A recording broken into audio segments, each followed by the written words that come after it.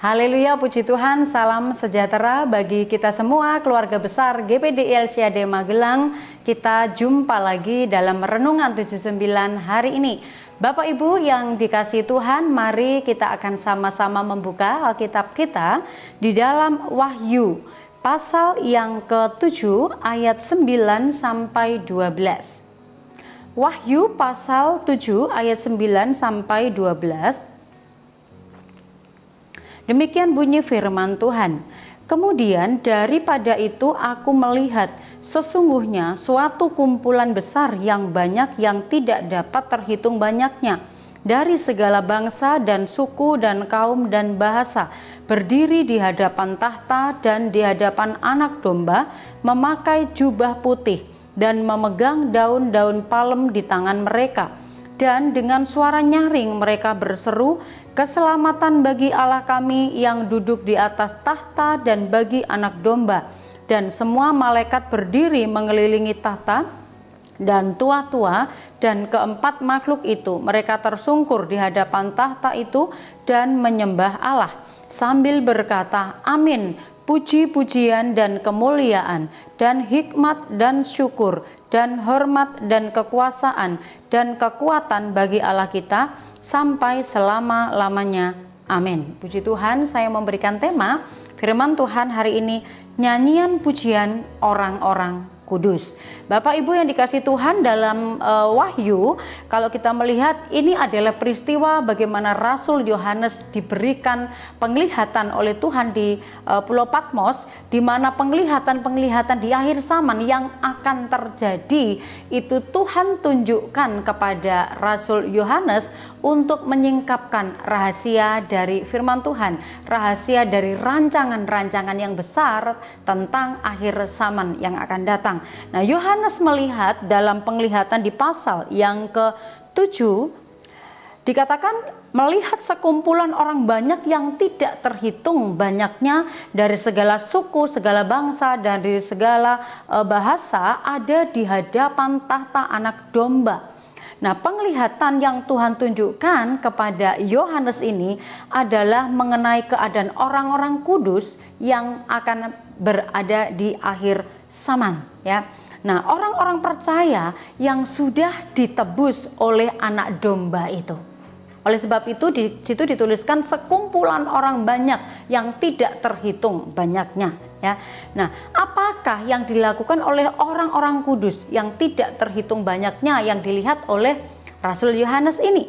Dalam pembacaan kita di ayat yang ke-10, yang dilakukan oleh mereka adalah mereka menyanyikan pujian bagi Anak Domba. Mereka melakukan pemujian. Karena orang banyak yang dengan jumlah yang sangat besar ini, mereka orang yang memberikan pujian karena mengalami kemenangan, mengalami ketebusan. Orang-orang yang sudah ditebus oleh darah Yesus. Dan pujian yang dinaikkan itu adalah sebagai bentuk pengagungan karena mereka telah menerima keselamatan yang Yesus sudah kerjakan atas mereka. Pujian pengagungan, pujian kehormatan, pujaan kepada Sang Juru Selamat, yaitu Tuhan Yesus Kristus yang disebut sebagai Anak Domba Allah. Nah, sikap mereka, orang-orang kudus yang sementara melakukan pemujian, melakukan pemujaan ini, sikap mereka saat memuji Anak Domba itu dikatakan di ayat yang ke-11. Di ayat yang ke-11 mereka ketika menaikkan pujian, mereka dengan sikap berdiri. Berdiri ini adalah merupakan tanda penghormatan kepada orang tertinggi. Misalnya Bapak Ibu ketika Bapak Presiden mau memasuki ruangan atau memasuki tempat ketika ada sebuah acara dan sebagainya, biasanya hadirin dipersilahkan untuk berdiri gitu ya. Nah, berdiri adalah merupakan sikap tanda penghormatan kepada orang yang kita hormati, orang yang sangat kita hargai. Nah, bagaimanakah orang-orang kudus ini? Mereka sangat menghargai, mereka merasakan bahwa kuasa otoritas Allah itu yang menaungi mereka, yang sudah menyelamatkan mereka, dan mereka melakukan sikap penghormatan itu dengan cara berdiri. Yang kedua, Tetap di ayat yang ke-11, sikap mereka ketika mereka memuji Tuhan, mengagungkan anak domba Allah. Dikatakan yaitu mereka tersungkur.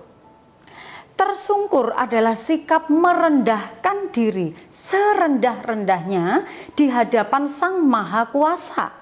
Tidak ada sikap lain yang layak untuk disampaikan kepada Tuhan di hadapan Tuhan selain daripada tersungkur, merendahkan diri di hadapannya.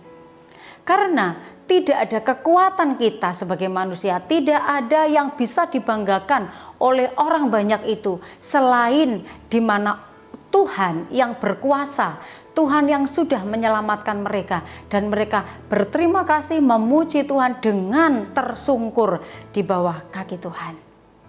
Yang ketiga, tetap di ayat yang ke-11, mereka dengan sikap menyembah, ya, memiliki kesadaran penuh bahwa di hadapan Tuhan sungguh manusia itu bukan siapa-siapa, dan Tuhan yang berkuasa atas semua dan memiliki otoritas penuh atas semua yang ada. Dia layak disembah, layak diagungkan, dia layak dipermuliakan. Itulah sebabnya bahwa banyak orang yang dilihat oleh Rasul Yohanes ini, mereka sujud menyembah dengan posisi berdiri, tersungkur, kemudian mereka menyembah Sang Anak Domba Allah itu. Orang-orang kudus yang sudah mengalami penebusan ini, yang dilakukan hari-harinya hanyalah dengan bersorak, hanyalah dengan memuji Tuhan atas kemenangan yang sudah mereka hadapi, yang sudah mereka miliki. Karena apa? Mereka yang memiliki kemenangan melewati kesukaran-kesukaran semasa hidup mereka. Oleh sebab itu, ketika mereka sudah mengalami kebebasan dan mengalami janji Tuhan tentang penebusan dan keselamatan yang diberikan, maka yang dilakukan mereka terus memuji Tuhan, Sang Pemberi keselamatan itu, yaitu Yesus, Anak Domba Allah. Isi puji-pujian, kalau kita melihat Bapak Ibu di dalam ayat yang ke-10, isi puji-pujian dari orang-orang kudus ini adalah keselamatan bagi Allah yang duduk di atas tahta dan bagi Anak Domba. Artinya apa? Bahwa keselamatan yang sudah dirancangkan oleh Allah Bapa dan kemudian anaknya Yesus yang datang ke dunia sudah menggenapinya. Oleh sebab itu sempurna rencana Tuhan, bahkan sampai kepada penggenapannya sudah dikerjakan oleh Allah di dalam Tuhan Yesus Kristus dengan sempurna. Dan mereka mengalami janji itu, yaitu ketika bisa berjumpa bersama dengan Yesus, Anak Domba Allah itu. Nah, orang-orang yang datang di hadapan tahta itu dikatakan mereka memakai jubah putih, yaitu di ayat yang ke-13. Jubah putih ini adalah gambaran tentang kehidupan yang benar, perbuatan-perbuatan yang benar, karena mereka yang sudah dibasuh oleh darah Yesus. Mereka mengalami keselamatan bukan karena perbuatan baiknya, tetapi karena sudah disucikan, sudah dibasuh oleh darah Yesus. Dan itulah sebabnya mereka memiliki kebenaran, mengalami kebenaran yang diberikan oleh Tuhan karena darah Yesus yang membasuh kehidupan mereka. Nah, apa yang sudah mereka kerjakan, penglihatan yang dilihat oleh Rasul Yohanes ini, maka ini juga menjadi sebuah motivasi bagi kita. Apa yang harus kita lakukan saat kita memuji Tuhan? Kalau nanti di sorga yang kita lakukan hanya memuji Tuhan, hanya menyembah Tuhan, maka selagi kita masih ada di dunia ini, kita pun berlatih untuk suka memuji Tuhan, untuk menyukai pujian dan penyembahan kepada Tuhan. Dan yang harus kita lakukan saat kita memuji adalah kita memuji dengan tujuan utama hanya kepada Tuhan, memiliki motivasi yang benar saat kita memuji dan menyembah Tuhan. Kemudian menghargai Tuhan saat kita memuji, bukan karena suara, bukan karena hal-hal yang baik lainnya, tetapi lebih kepada menghargai Tuhan yang memang layak untuk kita puji. Memuji Tuhan dengan kesungguhan hati kepada Tuhan, karena tahu bahwa Tuhan yang memberikan keselamatan itu membayar dengan harga yang mahal. Oleh sebab itu, kalau kita masih diberikan kesempatan memuji Tuhan saat kita beribadah, maka kita bisa memberikan pujian yang terbaik dengan hati yang tulus kepada Tuhan, memuji dengan membawa kehidupan yang benar di hadapan Tuhan.